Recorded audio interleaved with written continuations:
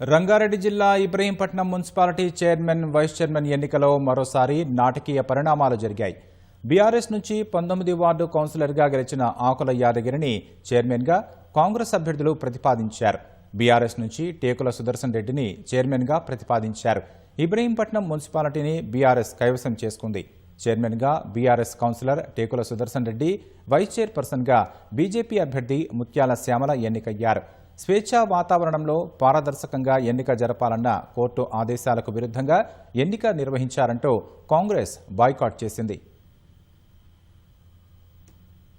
ఇబ్రహీంపట్నంలో జరిగినటువంటి ఎన్నికలకు మాకేం బాధ లేదు. మెజారిటీ ప్రజలంతా మెజారిటీ ఓట్లంతా కాంగ్రెస్ పార్టీకే ఉన్నాయి.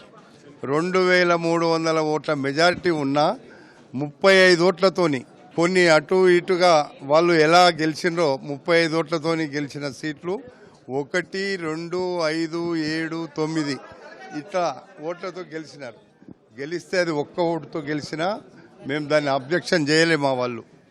కానీ వాళ్ళు చేస్తున్నటువంటి ప్రక్రియ 52 రోజులు దొంగల్లాగా బంధించి వీళ్ళు ఎన్నికలు చేస్తున్నారు అంటే నిజంగా పాపం వాళ్ళని చూస్తే నాకు జాలేసింది. ఈరోజు ఇక్కడ ఎవరు గెలిచినా ఎవరు వ్యక్తులున్నా ఇబ్రహీంపట్నం అభివృద్ధికి ఒక శాసన సభ్యునిగా కోట్లాది రూపాయలు తెచ్చి పెట్టడానికి మా ప్రభుత్వం ఇక్కడ ఉంది.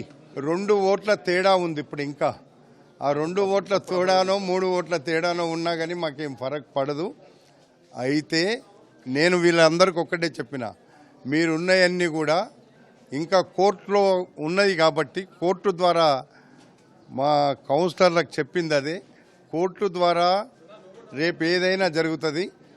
మీరు ఏ మాత్రం కూడా మీరు ఇక్కడ తొందరపడి అక్కడ ఎలక్షన్ ఆపడం కరెక్ట్ కాదు, జరపనియండి అని చెప్పి బాయ్కాట్ చేసినాం.